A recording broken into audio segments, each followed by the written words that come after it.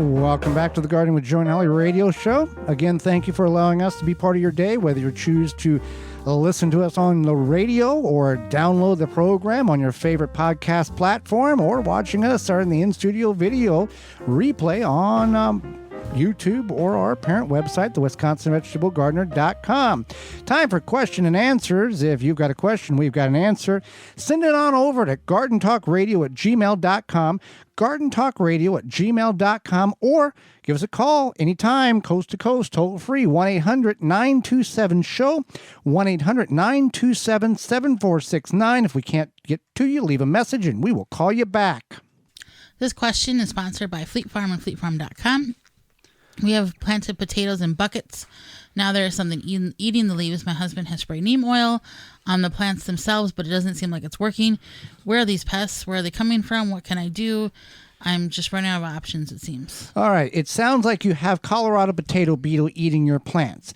If beetle numbers are large, treat them with an approved insecticide that won't harm the plant. There are natural products like BT for beetles, and which is a natural occurring bacteria treatment that will kill the young potato beetle larva.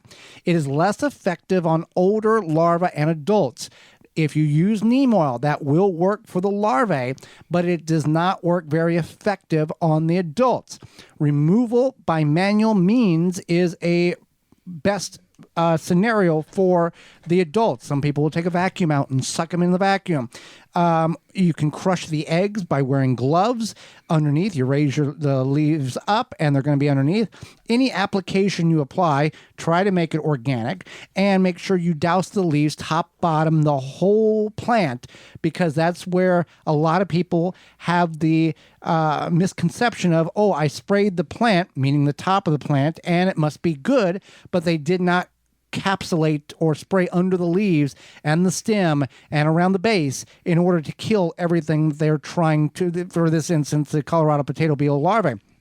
But the removal of the adults is probably going to be the most effective, and then do the treatment with the BT or the neem oil to get the larvae under control.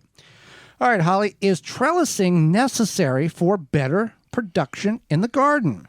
I believe so. I think overall, yes, especially if it makes sense to trellis. If you have, if you are maybe limited on space, that's one thing. You can increase your space, your ground space, and for things like tomatoes, it keeps them off the ground where they can rot, and that will definitely improve your production. I think by like 50%. Correct. And then it's just easier. So if you trellis all your things like cucumbers, beans, etc., you can find them to pick them easier instead of having to dig through a bunch of vines that are on the ground. Well, and growing pole beans on the ground, just they don't do good at all. There's a reason why they're called pole beans. Right. Cucumbers, they will sprawl across the ground. However, the leaves are covering the fruit, and you're going to miss one or two, and you're going to get the size of a football cucumber, and then you don't want to eat that. And you don't want to eat that, and it will also have some tendencies in order the plant could shut down because it has matured the seeds in that. If you leave it and forget it and not see it long enough, and that plant has matured the seeds in that fruit, and it's done. Doesn't care. Not producing it for you. It's producing naturally for reproductive of next year's seeds. I guess my question would be like, why wouldn't you want to trellis more or less? I think that there are just many benefits to it. Maybe you don't like how it looks or something. You could get creative with trellises or find some really nice, pretty ones. But in most aspects, you're going to get a better production. Yeah. Oh, absolutely. Pollinators are going to be able to access the flowers better, for cucumbers example, and just going to be all around better and easier to harvest. So next question is, last year the Japanese beetles took over my apple trees. I had some of the bag traps, but I've heard conflicting things about them. The bags filled up, but there was still a bunch of these Japanese beetles on my trees. Do you have any suggestions? I heard you mentioned something about putting something into the grass to kill the larva. Is it too late? What should I do? Okay, the bags from Rescue at rescue.com, RESCUE, the Japanese beetle traps, work very, very well. It is best to put the bags as far away from the potential issue as possible or past year's problems. Don't put it 10 feet from the tree or under the tree. Put it, if you can get 90 feet away, if you can get it to the edge of the property. So as the insects fly, they will be attracted by that lure that's in the rescue trap, and they will go in the bag and not go towards the trees. So keep that is the best recommendation. If you can get it 90, 120 feet, not near the problem. You can also use phylum bio products. It can irrigate in the ground to kill the larvae, but that is in the spring. We're past that at this point.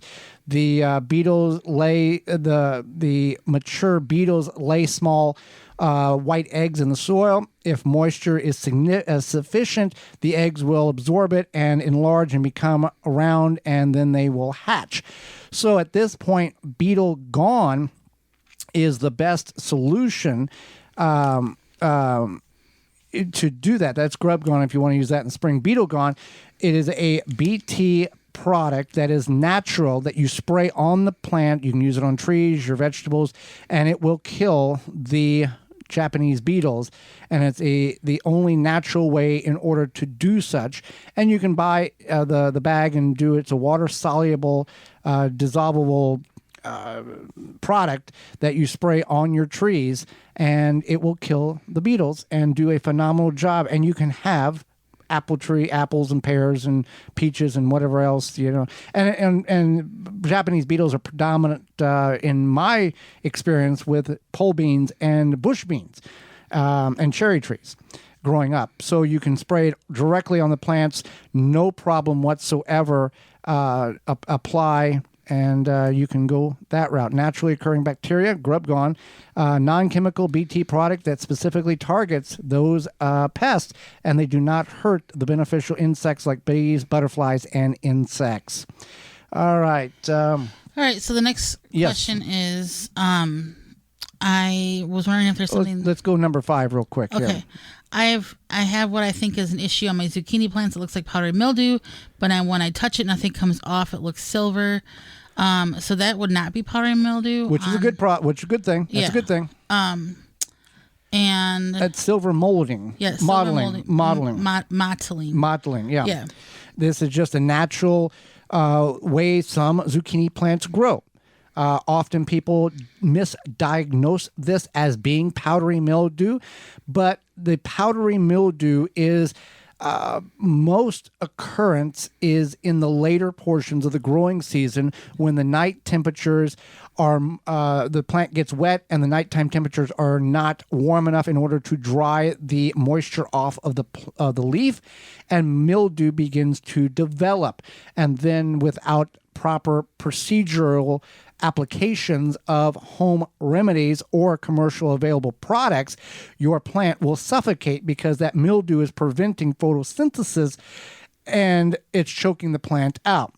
We talked about in second segment, most times your zucchini, you're already tired of it anyway, so you just kind of let it go. But this is effective on cucumbers, pumpkins, and other vine crops, grapes, I think watermelons as well. So this is a problem that on the powdery mildew.